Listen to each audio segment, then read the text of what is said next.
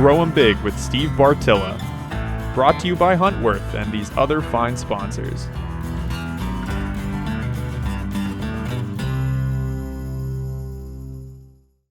So I'm out here in our persimmon orchard. We have a very specific goal in mind. We're trying to make this as vegetative as possible, but everyone's going to have their own goals when planting at a planting site. So there's a few different types of fruit that you can plant on your property. One being improved fruit varieties, and these are going to be grafted varieties that are essentially clones, and those are best for human consumption. Those improved varieties work really well for remote planting and for wildlife, but you can also take the route of going into more native and wildlife varieties as well. So non-grafted or seedling varieties, one would be Native American persimmon. Another would be crab apples, southern crab apple. Some of these varieties are going to be a little bit more hardy. They might do better at a remote planting site where you're not going to be able to get to them and maintain them. Maybe they aren't going to get as much water as frequently. So if you're planting specifically for wildlife, you might look into a little bit more of a hardy native variety instead of a improved variety. Another thing to think about with these goals is we like to think about providing fruit for as much of the year as possible. And so what this means is that you can take the strategy of planting different tree types all in one planting site. You can get fruit starting in Florida, where we are. You can get mulberry as early as March and April. And in the north, it comes on a little bit later. And then you can have peaches come on in May and plums. And then we start to get apples. All throughout the summer, we can have berries, and grapes start to come on in early fall.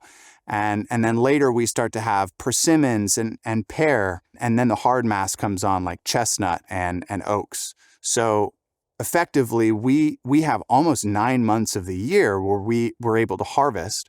For wildlife, this is an incredibly valuable food source. And so reintroducing these native fruits and also non-native fruits can give a lot to a local habitat, and it can increase the carrying capacity, which means that the more food that's available, the more wildlife are going to be able to prosper and eat throughout the year. It creates an environment that wildlife, deer come and stay and live. It becomes their home. So one of the most powerful deer attracting varieties that we have is the Dunstan chestnut. And the chestnut is a high carbohydrate nut with quality and high protein for a nut. But chestnuts are almost like a sweet potato of nuts. In fact, they have a really high carbohydrate and have been compared to the nutrients of a brown rice. Chestnut are a species that was wiped out in the early 1900s by chestnut blight. It was one of the most populous trees in all of the eastern United States.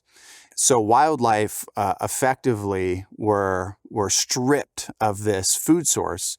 And when you reintroduce this tree, it's pretty incredible how much deer are attracted to chestnut trees. Final thoughts, brought to you by Huntworth.